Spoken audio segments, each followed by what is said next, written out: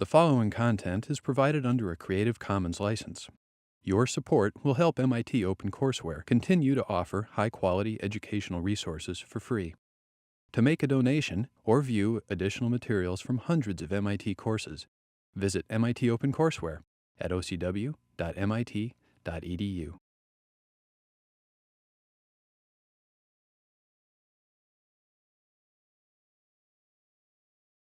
Let me first explain what the handout is. The cover of The Economist talks about a fundamental change in economic use of distance, arguing that if telephonic communication becomes free, what will its impact be on societal life and space? The second part is a book which is now not very popular, called Explorations into Urban Structure. It follows a book called Cities and Space, which contains Melville Weber's classic article, which I'll refer to. Order Within Diversity. It's in the reading, it's in the required reading, so don't worry about it. But the diagram on figure 4 is taken from Explorations into Urban Structure. This was an attempt to make sense of the complexity of interchanges in a contemporary city, particularly in the United States, where there are levels of, this is an attempt to mark a kind of new geography of communication. It's best read about in the text. I just put in this diagram to remind you that if you ever got interested seriously in the questions of metropolitan form and its options, this is material that you should access. Not that it promises any solutions, but like Mel Verber's argument, it says that we need to take more seriously a different kind of attitude towards metropolitan form than that which is conventionally supplied by, I will use Weber's term a bit later in a few minutes. The next pages are two pieces of my own written for the one conference in New York on the downtown, a conference from the Rockefeller Foundation for Urban Journalists. So it's written in a kind of hip way for discussion. But it deals with material on the American downtown and its change. It ends up with a hypothesis that one of the relationships between downtown and suburbs is a homeostatic relationship. Arguably, crudely speaking, that the more you move away, the more you will counterbalance homeostatically. And the growth of exurban America has been correlated to a growth of the center, because the center has grown rather idiosyncratically, given that 25 years ago, it was the absolute destination of disuse and de-establishmentarianism. And the last piece is a response I was asked to give at a symposium here at MIT, where Manuel Castells was awarded the Kevin Lynch Award. And I took a kind of nasty turn and had to deal with the question of whether information technology would help improve city and regional form. I said some nasty things, and A lot of people thought that I was more correct than the panelists, but it wasn't. You can read it in your spare time. These are just notes on the subject that we're dealing with in some ways or other.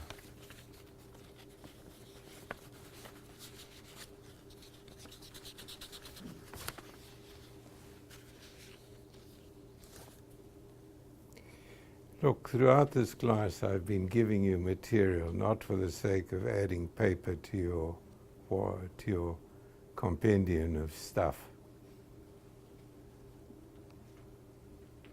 It's really got a couple of reasons behind it. Number one, there's not enough time to deal with all of the stuff that I want to deal with. And showing slides is not an adequate way of representing verbal dialogue. It works when you're depicting certain formal material, and when you're not, it's difficult. Secondly, for those who believed that this class would teach you that there is a single theory of city form, I debunk that proposition. We started this class with a comment I made about the fact that 1,000 miles from where I was born, archaeologists named Broom, Dart, and Tobias discovered Australopithecus africanus, the first major transition from animal to human, dated 4 million years ago.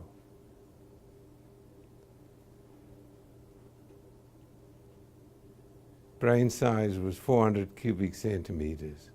Brain size today is 1,450. I went through Robin Dunbar's gossip theory about brain size in 150 size communities, and so on. Discussions about the city are very recent. Cities are only 12,000 years old, even if we stretch the time by 2,000 years. I'd say it's more like 10,000 years, as opposed to 4 million. It took 4 million years for the human brain to decide to settle permanently in a place. And it's taken, and we are now 10,000 years in advance of the first human settlement. It's nonsense to assume that we have worked out everything. Boston has improved in the period of time that I've lived in Boston significantly for most people. For some people it hasn't. There's no single practice of urban design in Boston which deals with the metropolitan problems of the city. When the New England Patriots decided to build a new stadium, they didn't appeal to a metropolitan authority to decide where the maximum location would be to benefit the metropolitan area. They went around to every small town and ended up in Foxborough because Foxborough gave them the best deal. They then applied to the state and to pay for improvements in road transportation to this stadium. This is the way we do. This is as much theory as there is. And you have to live with this as practitioners and theorists. God alone knows that there'll be a consummate one theory. We'll need a certain set of agreements that I can't foresee it. Two of the topics that I'm going to deal with today, the one deal with the technology, current technology and its effect on metropolitan form. The one is the technology of reducing distance by virtual systems. And the other is the advent of notions that the way we are operating at the moment in urbanism is increasing the carbon dioxide content of the atmosphere and posing, if contested, risks to the planet, which can only be dealt with through universal action. You'll remember that I said Woodrow Wilson arrived in Paris in 1918, 1919, advocating that the world join forces in the League of Nations. He received the largest crowd gathering in the history of Paris. Of course, the League of Nations didn't do. We've done well in controlling what my generation took to the streets, and that was atomic nuclear energy. The nuclear bomb was our threat. Computers weren't even part of the human activity in any mass way. But the threat of the nuclear bomb caused our taking to the street. There have been no significant use of nuclear bombs since that time.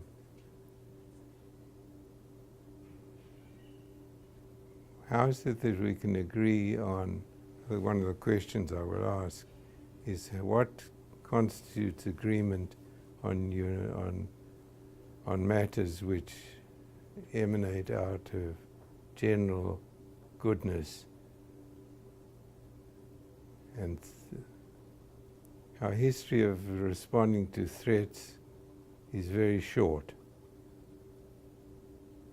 Over the last month, in the United States, we've tried to cause people to remember the death of 27 people, I think it's 27, in Connecticut, hoping that the death of small children at the hands of guns would arouse enough enthusiasm for some modest controls on gun use in this country. The Congress, which is elected by the majority of the population, refused to even debate it. As far as I know, given that the mayor of New York is on his last legs, not bodily, but in terms of his tenure, I would like to watch over the next few years what the Hurricane Sandy is going to cause in climate prevention in New York.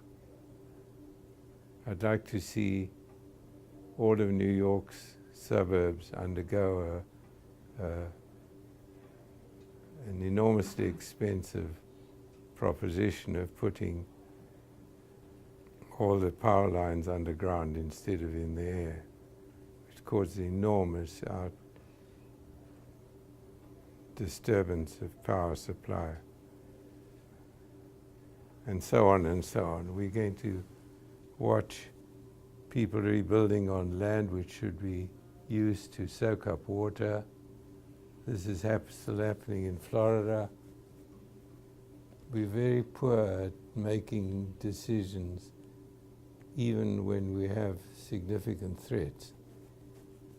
Climate change has no immediate significant threats except for hurricanes in New York and New Orleans. But the correlation between that and public response, even when the body of science is vectored to agreement. Let me just, while we're talking about that,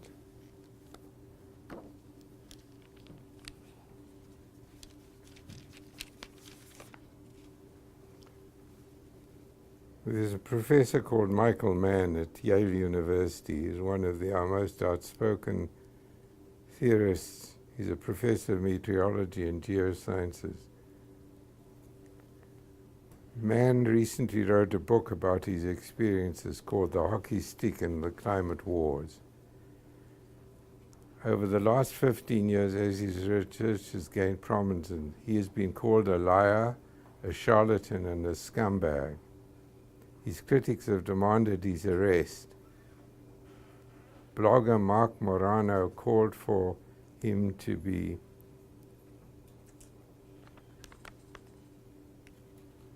publicly flogged.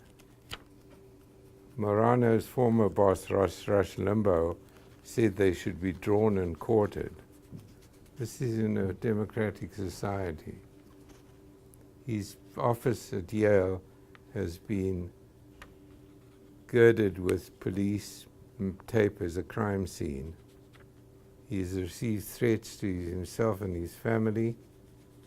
He has been the focus of a lawsuit seeking the public release of his emails.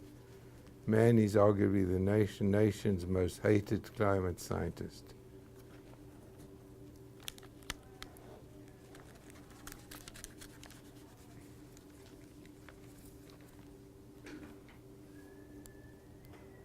I will argue that there are two threats to urbanism in the form that we're now practicing it. One of them is fundamental change in climate and its repercussions, particularly in the poor world. The region around the Himalayas is particularly susceptible, and one of the poorest regions in the world, from Bangladesh all the way to Iraq, around to southern China. And secondly, the question of social equity, which I'll discuss somewhat on next Tuesday. These are the two unresolved world problems. The one is new, human engineered. The other is old and human engineered as well. There have been thousands of books written about the right of us to achieve wealth at the expense of others. Marx contended with that argument, but didn't take into account the pursuit of wealth and power by the people who put his theory into practice. But I'll try to do some of this summary and more extensively next Thursday. Let's go back to the American city and distance.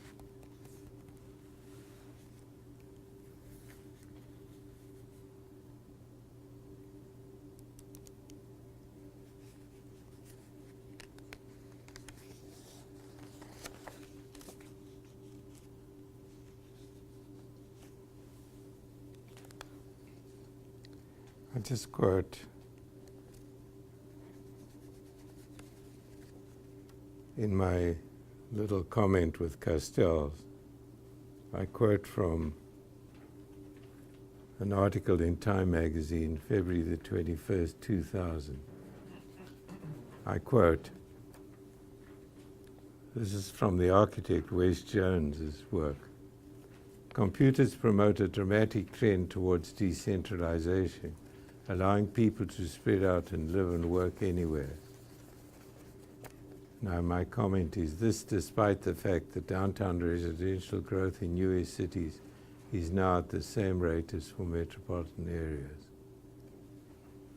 Secondly, the vastness of cyberspace increasingly satisfies the craving for more space, so the house and yard will shrink to a more supportable size. This despite the fact that the average US house is now 50% larger than in 1970, while family sizes declined by 20%. It's unfortunately true that architecture borrows a lot of its ideas for complex reasons from people who decide to make a proper solution to a problem and then state it as fact.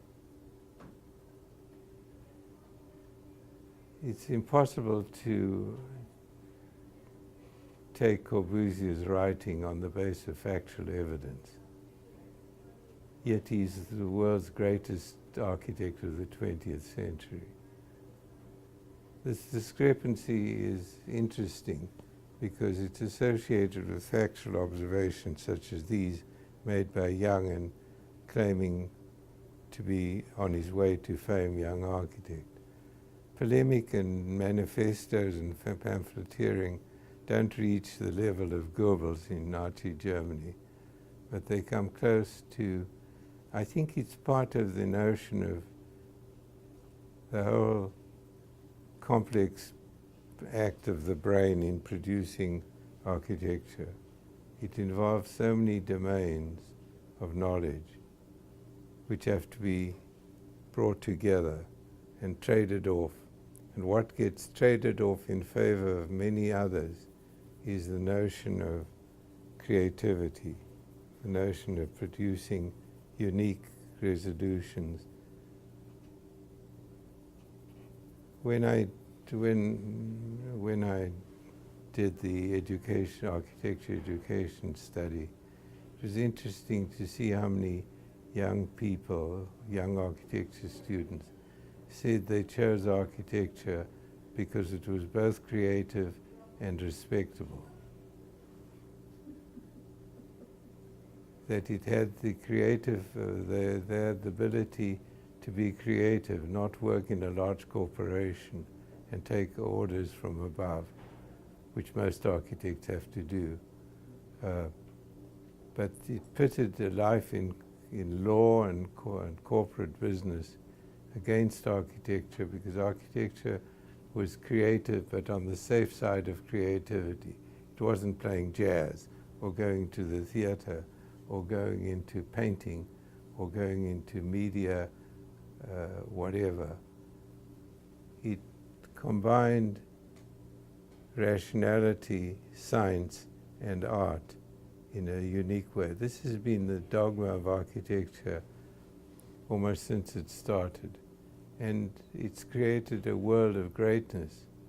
Architecture is not to be denounced. But when it comes to urbanism, the truths that come from architectural statements, Mel Weber asks the question, which is an interesting question. He says, "We have often erred, I believe, in taking the visual symbols of urbanization to be the marks of the important qualities of urban society. We have compared these symbols with the ideological precepts of order and found that they do not conform. And so we have mistaken for urban chaos what is more likely to be a newly merging order with signal qualities of complexity and diversity."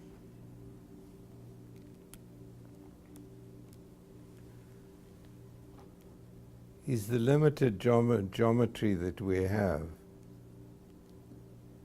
and I don't know how limited it is given advances in computer understanding, to blame for the fact that we consider it to be chaotic in urban form what doesn't conform to our ability to make formal sense out of it? I don't know. It's an irritating question. I've had theses which have looked at this over the years and come to the conclusion that it may be true. But one of the advantages of computational systems is that it may yet be able to associate form with complexity.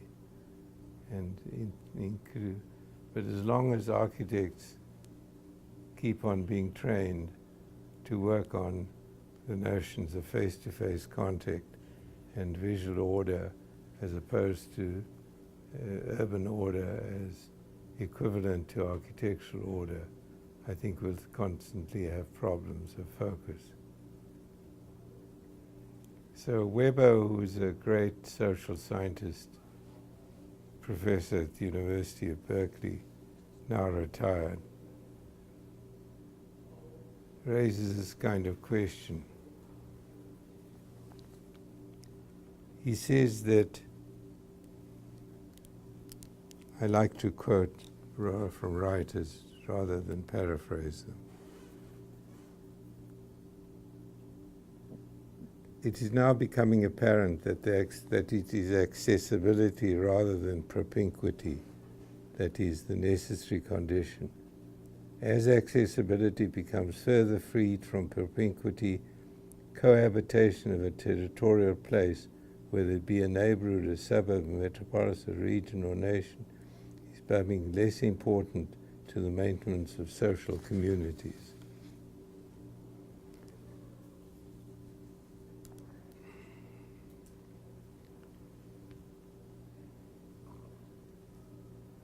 A fundamental question which is not yet resolved is the relationship between the value of face-to-face contact and machine-interposed contact. Machine-interposed Goliaths claim a minimum residue of importance for face-to-face contact, although urbanists, particularly architectural urbanists, claim that higher density, even the new urbanists who don't even claim for higher density, claim that their geometric propositions will cause people to meet more frequently and be friendly and have accessibility and so on and so on. Suburban life is not lobotomized young Americans. Most of you American grew up in suburbs. I'm not arguing for the fulfillment of life in suburban America, but I'm arguing against the proposition that they are death, that there are other reasons why American urbanism doesn't work. There's a history to the growth of suburbs in America. They didn't occur all at once. In fact, the latest advent of computation and virtual communication is only a new layer on a set of facts that already, the first was already occurred before the 20th century. That's the advent of this telephone. You read the book, The Social History of the Telephone. I think a part of it's on your reading list. Let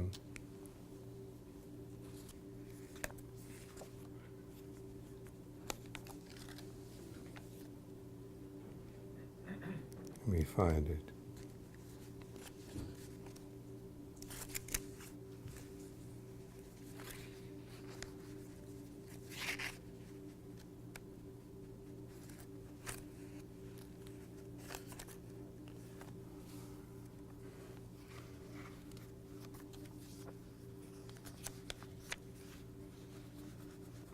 Okay.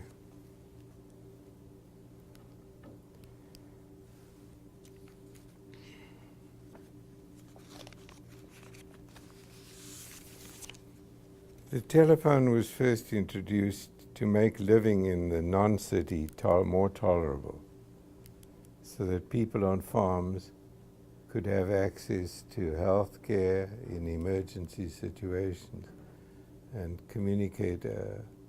They were seen as the people most deprived. The advent of the telephone created two contrasting situations. You couldn't have a skyscraper without a telephone. If you had to have people running up and down to communicate over 100 floors, you'd soon have a bunch of tired workers. In fact, secondly, the rural population, depending on telephones, has become urbanized. At the time of the advent of the telephone, I think 70% of American, it was prior to 1900, 70% of Americans were farm workers or lived in distant rural places. Now it's 3% of the population. I haven't got the text in front of me, so I don't know if these figures are absolutely correct. Henry George Wells, the British futurist, almost exactly 100 years ago, wrote that the electronic dispersion would be accompanied by simultaneous decentralization. This binary notion that the more you do one thing, the more the opposite is accomplished. Marshall McLuhan did it arguing for the fact that the cinema would not disappear given the advent of television, that you have a residual relationship which is binary. It specializes the cinema, it becomes more of a spectacle, it becomes more of an art form. Television doesn't do that. It occupies another niche, although there are attempts on television to do both, provide spectacle and art at the same time. H.G. Wells wrote this 100 years ago on electronic dispersion. The businessman may sit at home in his library and bargain, discuss, promise, hint, threaten, tell such lies as he dare not write, and in fact do everything that once demanded a personal encounter. Incredible insight. This is before telephone was even common.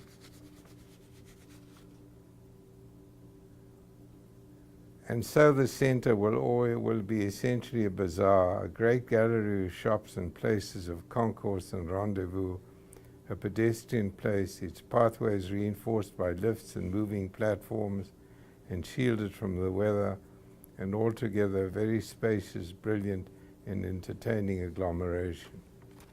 I couldn't think of a better verbal depiction of Moses King's depictions of New York, which we looked at on Tuesday. And in fact, a Friday night at 6 o'clock in the evening in downtown Boston.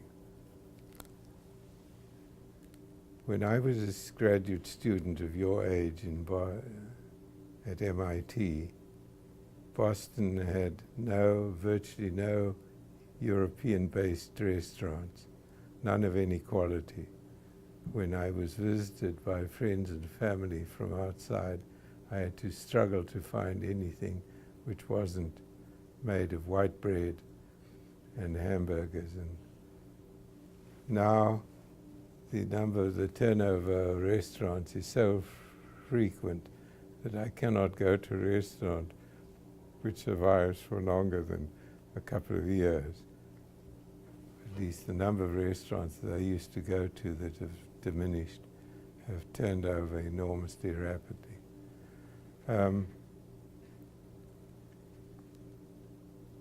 What has caused downtown Boston to be attractive? I list in my piece a number of moves, both introduced by the city and both introduced by the culture, change in culture. Who would have predicted that the United States would invent a coffee bar, which you now find in Cambridge, England, on the main street in one of the more conservative zones of the world? Who conceived of the idea of inventing a coffee distribution system in Seattle, of all places? These are curious predictions, but they have something to say about the centralization and decentralization of the world. What seems to be happening is that the centers, parts of our cities, are doing reasonably well compared to where they were. Manhattan was virtually bankrupt 30 years ago. I'm not getting my dates absolutely correct, but I'm guessing back. At the same time, we have suburban growth. Suburban growth started with the streetcar suburbs, according to the book by professor in urban studies. Warner. Sorry? Sam Bass Warner. Sam Bass Warner, yes. I'm just confusing names for the moment. Sam Bass Warner's book is obligatory reading. The notion was that you could move to Newton, commute by streetcar suburb, and if your wife needed help, she could telephone you in the central business area, and you could do something about it, or as far as possible. The moving outwards, out of the center of cities, has probably been a doctrine of space form since the beginning of cities, where it was possible. If you could overcome communication costs, if you could survive onslaught from people who wish to take over your property, if you weakened Mircea Eliade's premise that at the same time as archaic man took information from the celestial system, he also had a notion of centeredness, that the center was important. We've reduced the notion of centeredness. I think in my slides of Boston City Hall Plaza and in Georgios, who's doing his paper on the perceptual space of Boston City Hall Plaza, you get a redundant configuration of the use of the center. This redundancy is part of a process of interchange between outskirts and center. We've reduced the importance of centeredness. I could read you from Fishman's writing about a couple who live in New Jersey. He travels to New York State every morning on the freeway, where he has a job in White Plains, New York. She teaches in a school 20 minutes south from their house in New Jersey. The kids go by, get dropped off at school or picked up by automobile or buses. They visit Manhattan, the center of their universe, once every 6 months to take the kids to a museum. They get the New York Times, they watch television 6 hours a day over weekends, and so on. This is a typical contemporary suburban family. They send their children to university, probably to good universities, because if you take evidence from Napierville, as I discussed on Tuesday, people spend more time on making sure that the kids get the right form of education in this class of people. The dilemma in this country is not that people don't care about education.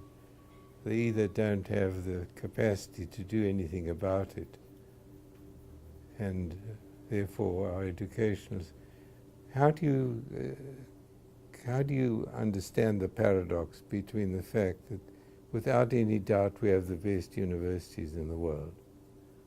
Duke University, which rates, the rating system is flawed, but according to the rating system, Duke University is a second-rate university in the United States.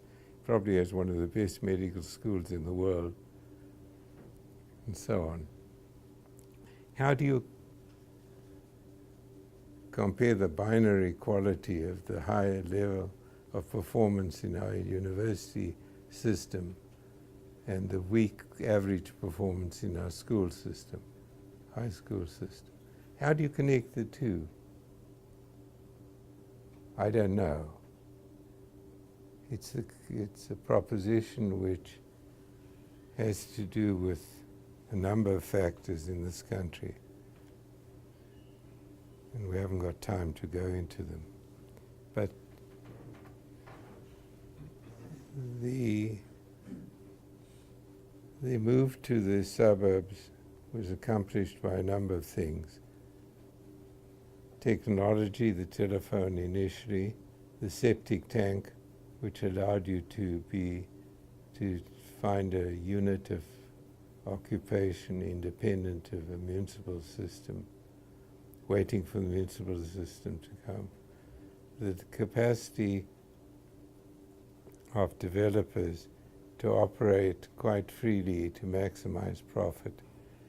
The advent of the federal government in believing that home ownership was an important stability factor in a good society. Herbert Hoover and Roosevelt endlessly talk about the legislation which allows Americans to deduct real estate tax and interest paid on their house as factors in minimizing their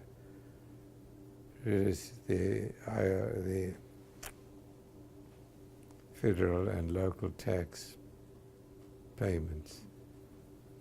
This works against rentership, which is a more flexible system, and which I pointed out on Tuesday has advantages for newcomers. Suburban growth, which manifests a potential profit in home ownership, must stand in the way of bringing in people of different color, different capacity to pay their. Bob Fogelson in the Department of Urban Studies has wrote a very interesting book called Bourgeois Nightmares. I don't know if you know the book. It's a history of the restrictive system of American suburbs. He focuses on Pacific Palisades, which is a couple of kilometers from downtown Los Angeles. It was one of the largest suburban developments in American history. It was designed by the sons of Frederick William Olmsted, the greatest American landscape architect. It would not allow renters. It would not allow anybody but the Caucasian race. It virtually did you had to conform to a profile of whiteness, income, etc.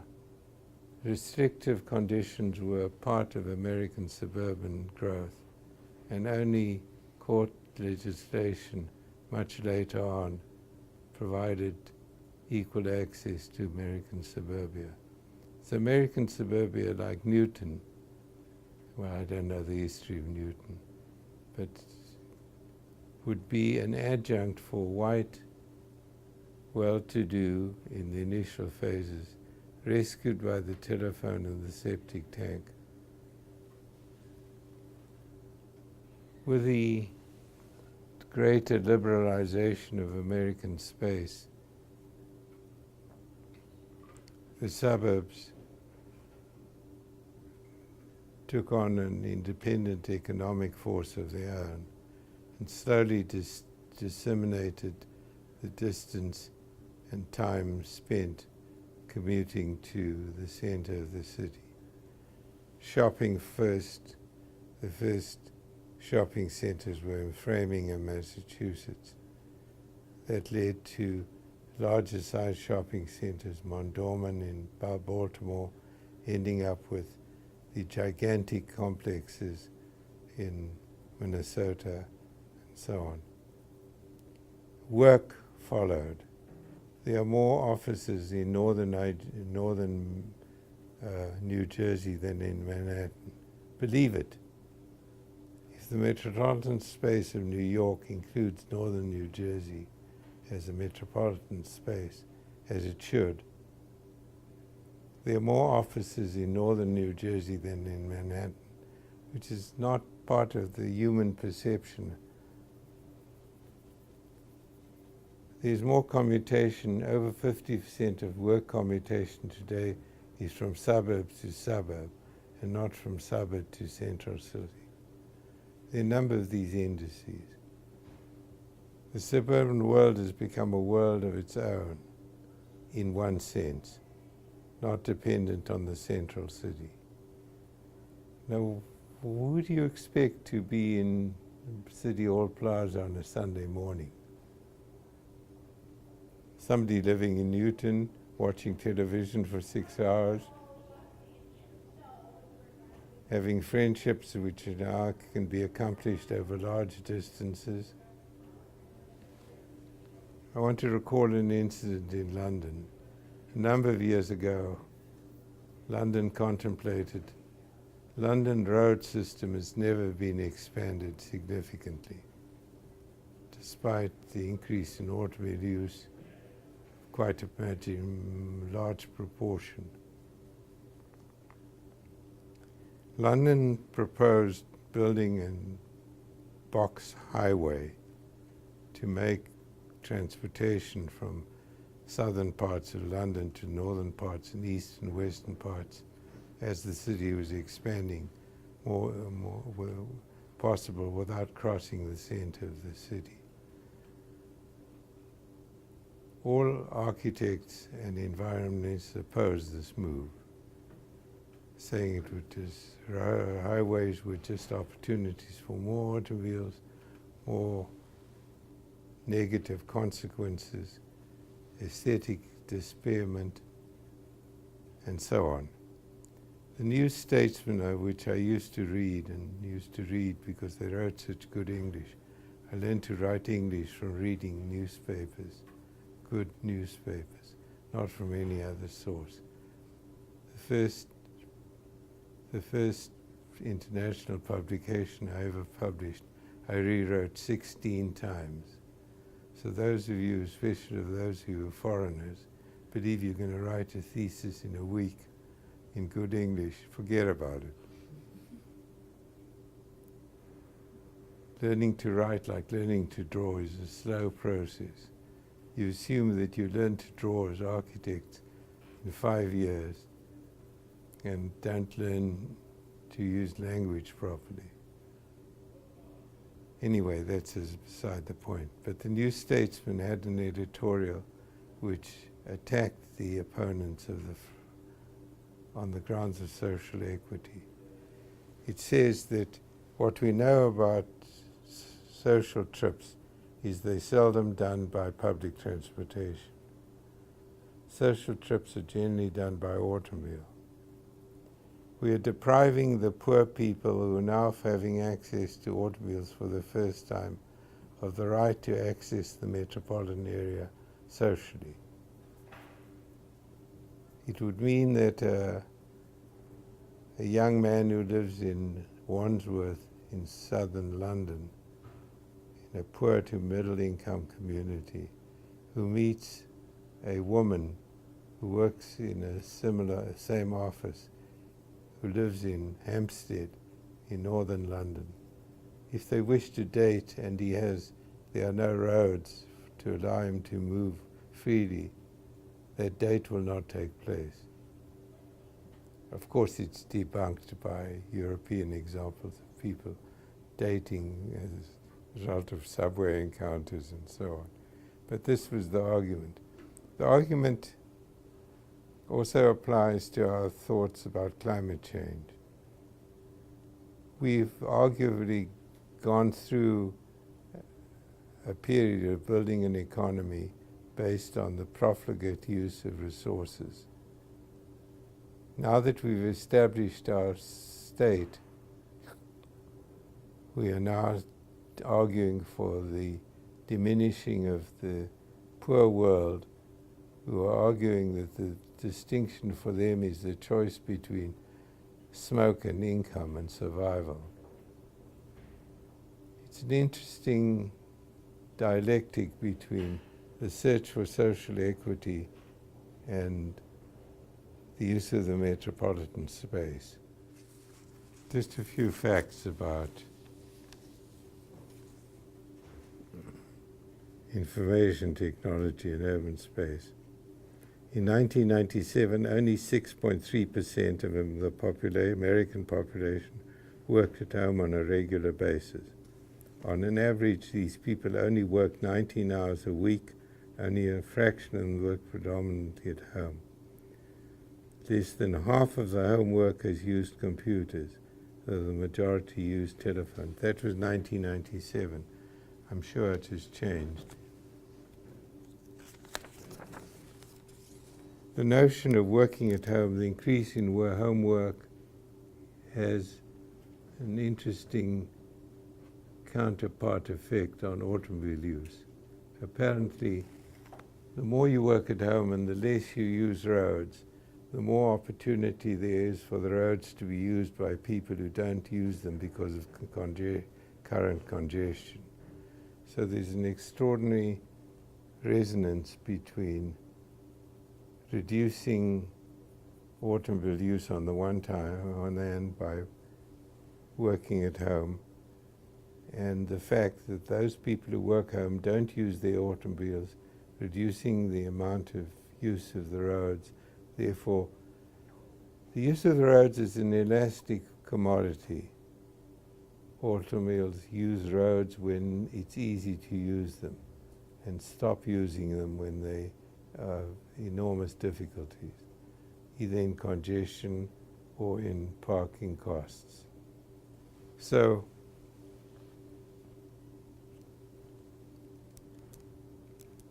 one of the notions of reducing automobile congestion is having people live close to where they work.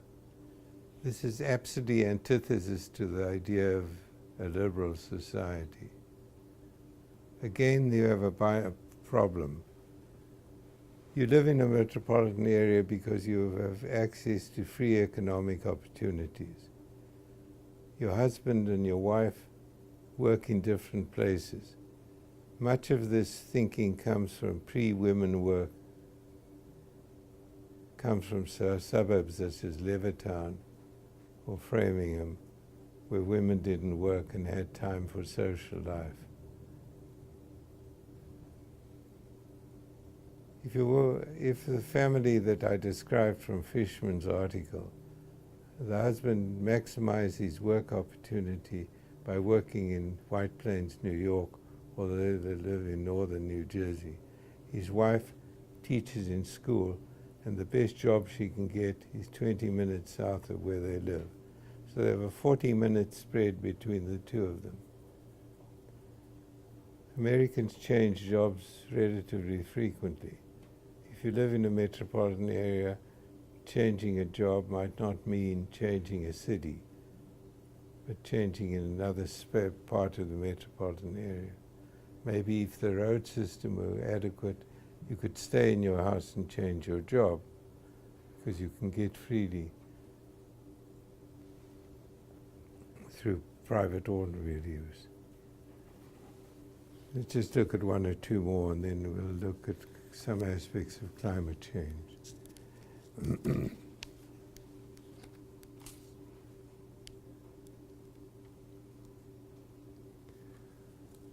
I quote, "So far cell phones haven't directly altered the look of public space, but rather provided more flexible use patterns than."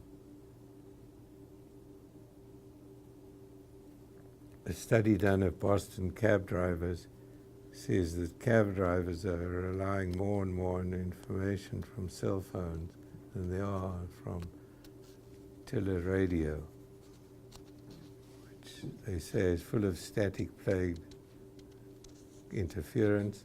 The cell phone is more timely and accurate than anything that comes out of the static plate radios. I never thought that cell phones would make taxi life better.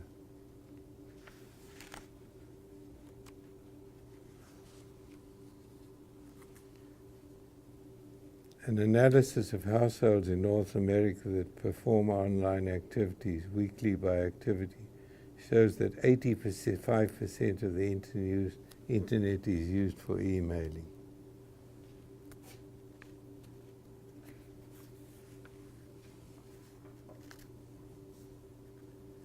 The world's poverty gap has doubled in 30 years during the rise of information communication technology.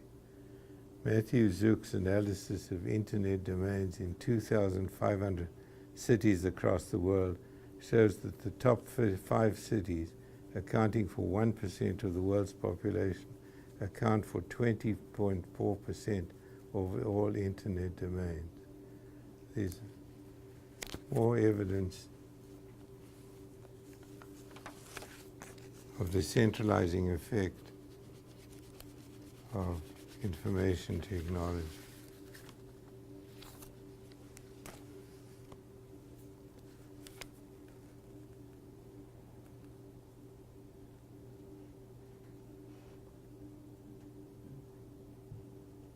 Our empirical work suggests that telecommunications may be a complement to, or at least not a strong substitute for, cities and face-to-face interactions.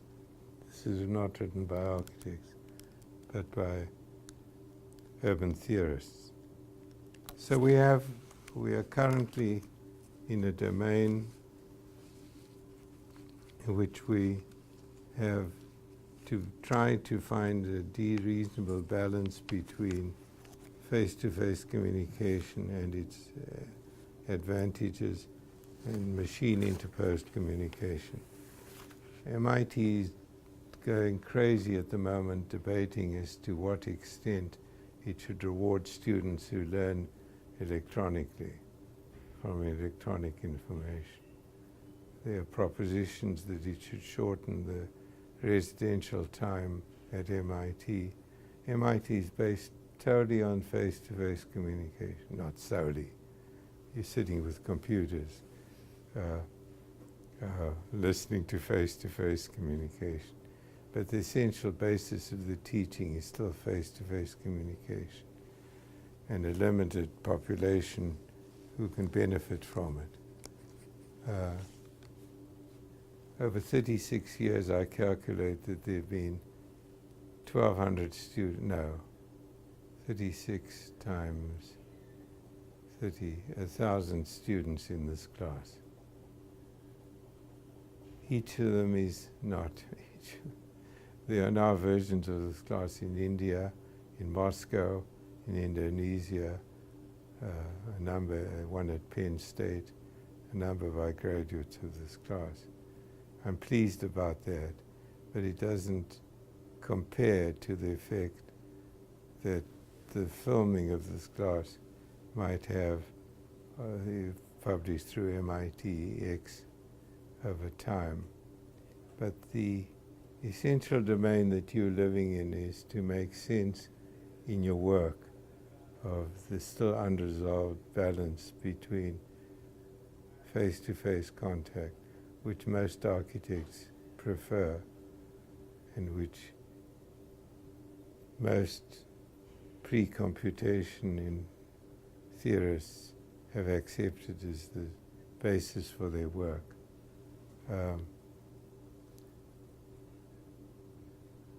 Boston City Hall Plaza is a good example of reaching back into the past to take account of a development which really is proposed to take account of the context of a modern metropolitan area rather than a historic center of a city where the density of the population, the amount of space that the population has, have probably arisen cultural tropes of association, face-to-face association, such as in the Campo in Siena. The Campo in Siena has used this space not only for individual contact, but for communal contact. The Palio twice a year is a tourist event now, but it's also a competition within the various neighborhoods of the city to make more of the center of the city than it normally even provides. What is the answer to public space in a contemporary metropolitan area? No public space? Where's the public space in Los Angeles, one of the great cities of the contemporary world? Is there a square in Los Angeles? Yes, there is, but it's not significant. It's not a significant part of the average Los Angelino's work or social life.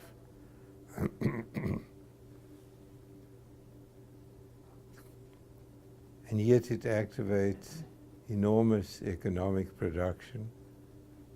It's not backward in its social life. It has one of the best symphony orchestras in the United States, playing perhaps the most advanced music in this country. Hollywood hasn't gone backward and died, much though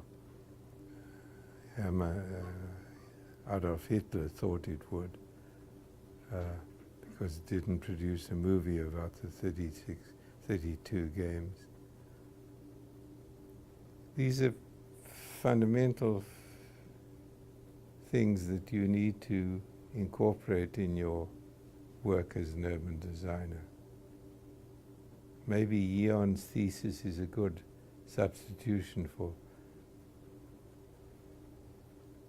There are now 125 farmers markets in the metropolitan county area, metropolitan area of Los Angeles.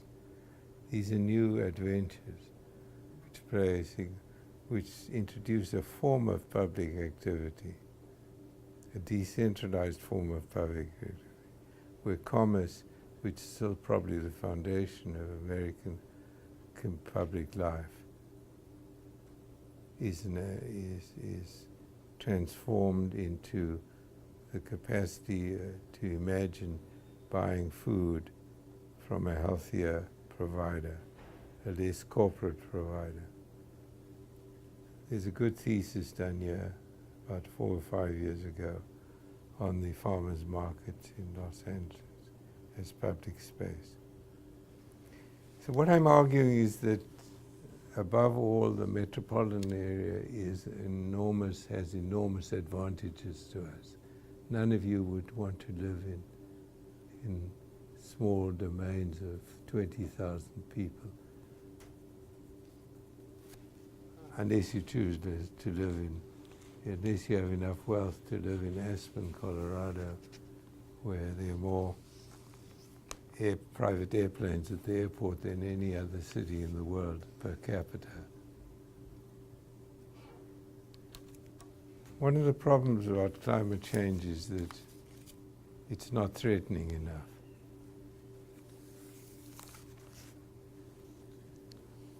The New York Times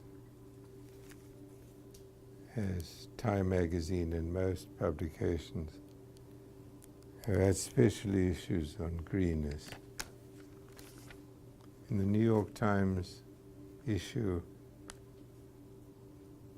of, I can't find the date. Doesn't matter.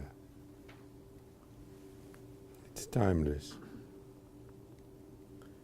This is a piece written by a man who titles his piece, "Why Bother?" ? Let's say I do bother big time. I turn my life upside down, start biking to work, plant a big garden, turn down the thermostat so low I need the Jimmy Carter signature cardigan, forsake the clothes dryer for a laundry line across the yard, trade in the station wagon for a hybrid, get off the beef, get completely local.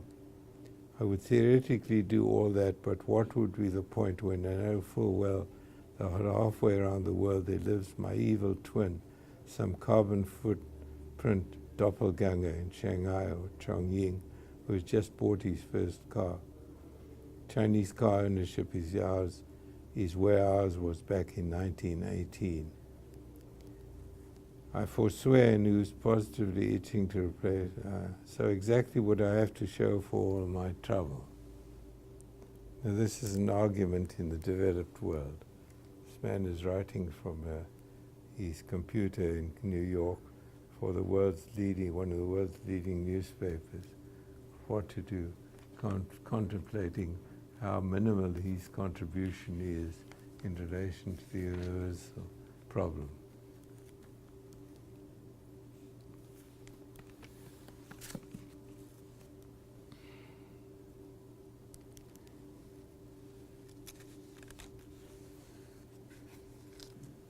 The universality of climate change and the fact that it doesn't demonstrate itself in significant physical form are two problems. In the United States, there is no, when this professor from Yale is attacked, when Rush Limbaugh, whose audience is millions of people in this country, argues that Professor Mann should be punished severely, physically. You have a sense of what conditions occur when society wishes to impose its will for goodness on the economy of individualism.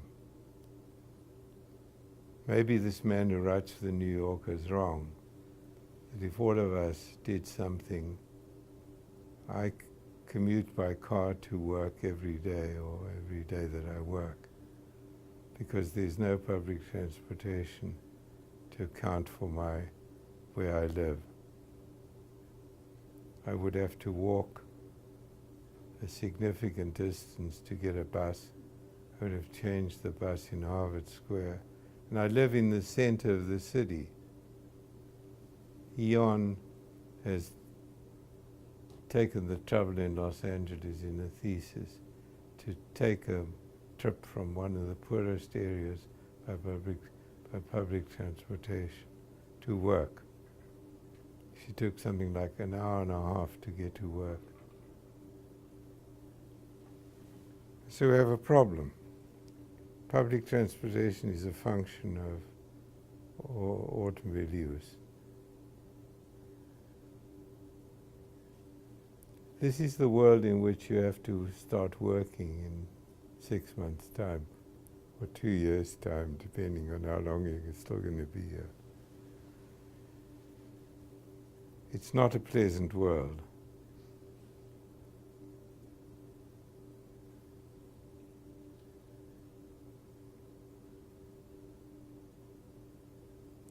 I'm as much a bad citizen as the man in New York City. And yet I morally proclaim a lot.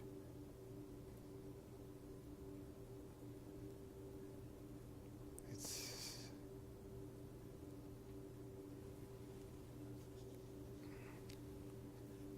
43% of carbon dioxide production comes from buildings.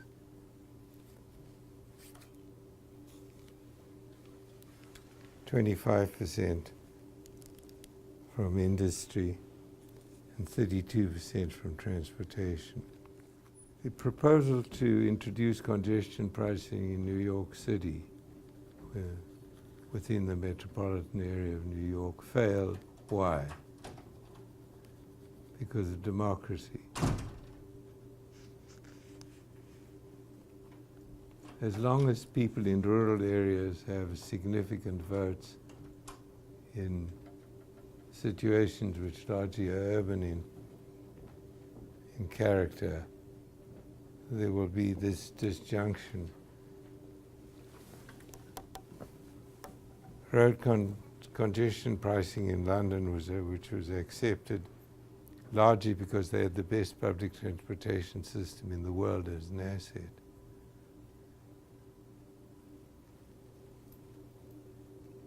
Failed when Ken Livingstone, the mayor, proposed the attempt to charge people by the amount of carbon dioxide their automobiles or their vehicles produce. The congestion pricing specialized congestion pricing failed in London. Congestion pricing has been able to be imposed in societies which have very strict allegiances to the state, such as Singapore, and will become much more common. In this country, it will, I expect congestion pricing to become a phenomenon of modern China, but have a slow advent in the United States. Just look at some of these images. On the left is a typical proposition of mixed-use growth in an American inner suburb. Steady on, Judas. The phone is ringing. At the Last Supper. And Botticelli's Primavera painting. He wants a word in your shell-like. Next. One of the attempts to improve the monumental quality of the freeway on the left is a project to change the shape of the intersection, and in Italy, a rather glamorous and attractive infrastructure change. Next. The proposition which I mentioned on Tuesday, which we looked at MIT, for the introduction of small vehicles which could operate on the distributed system, which would be where the arrow points to, and also could transfer to a line-haul system. And this is an attempt to design an interchange to take the vehicle from its residence, its temporary use on the line-haul, and its circular use in the distributed system. It's never been applied. Next.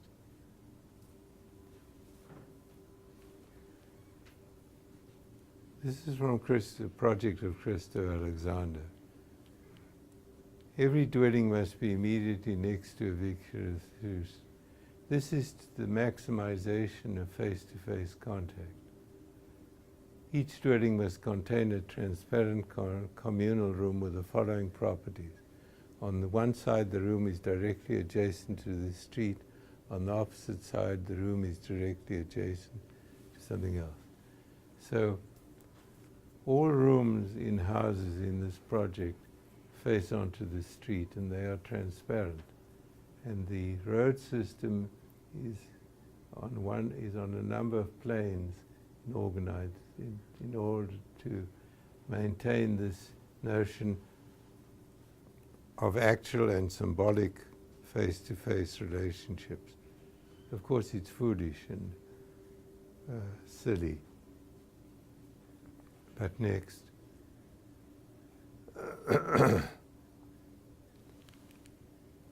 These are two sitcoms.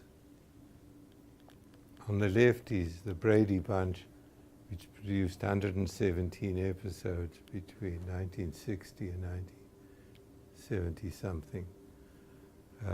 It depicts urban conditions. This was a house which could have 6 children in suburbia. There was no conflict with the outside world. You spread yourself.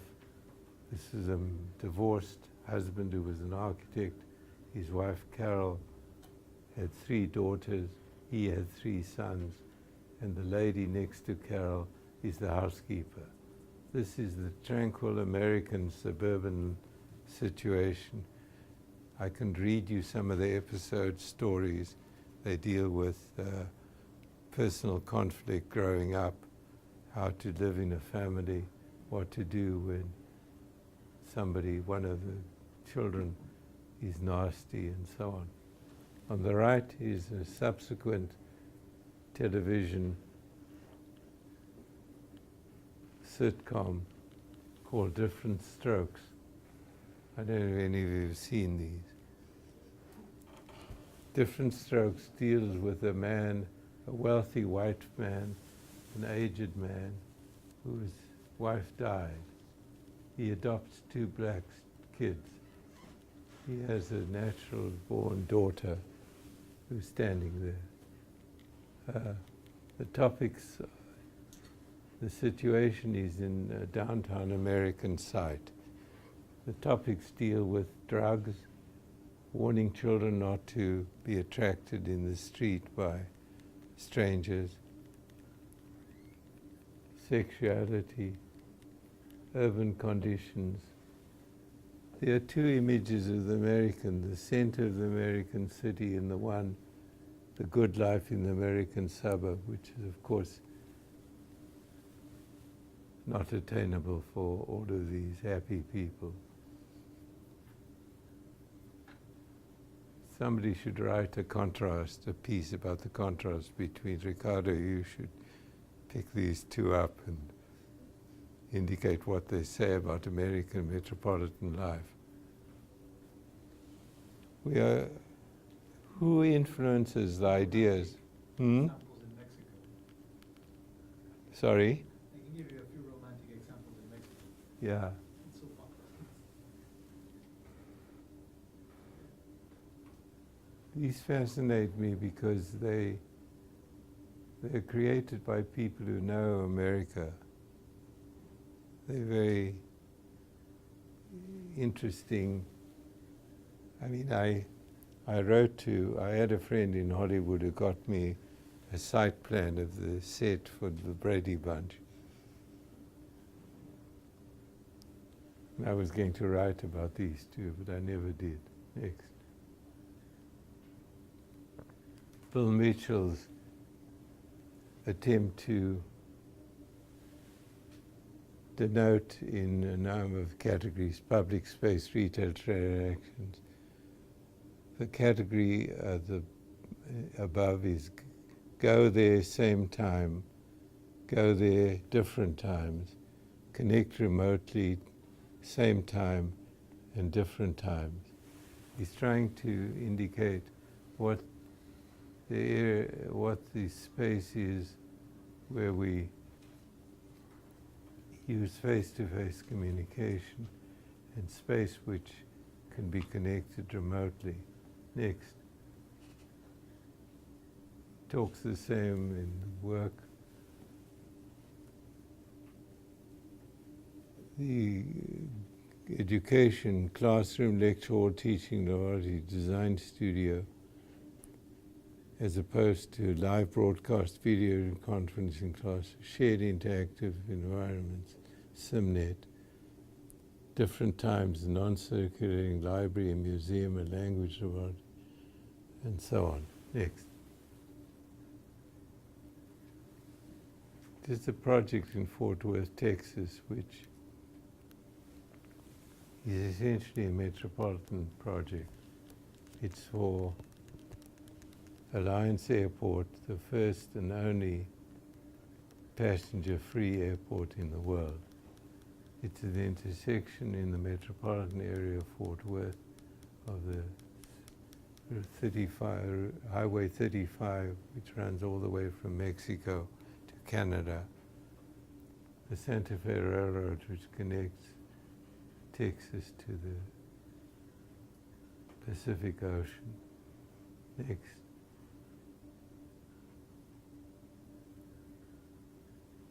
An airport which the Perot group managed to get done politically on the brilliant idea that congestion of goods when associated with passengers makes transportation of goods very difficult. And next. This is the American Airlines' largest repair facility in the world. Federal Express chose Alliance Airport as its after central headquarters in Memphis. Next.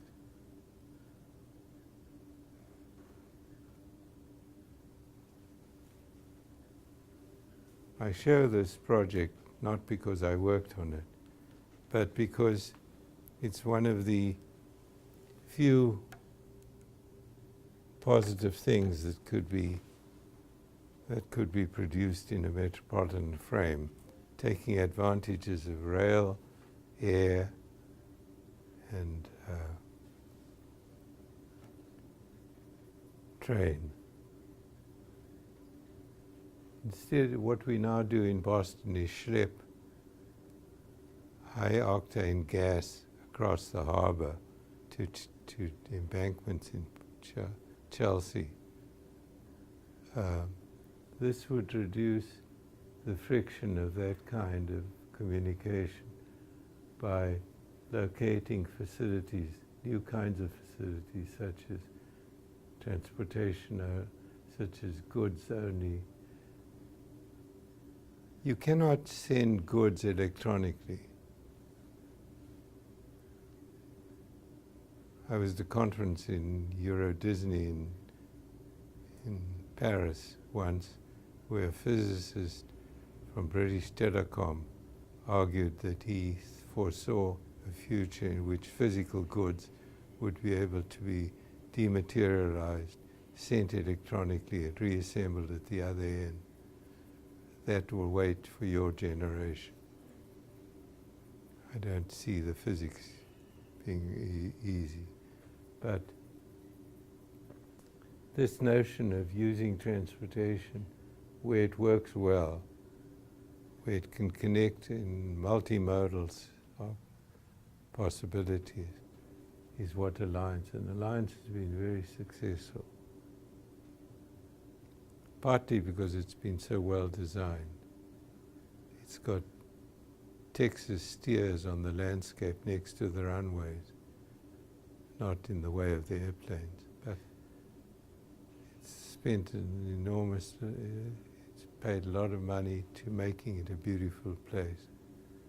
It has rules for what these industries can build, and it's attracted an enormous number of good clients. Okay, we'll deal with the rest of the world on next Tuesday. Have a good weekend.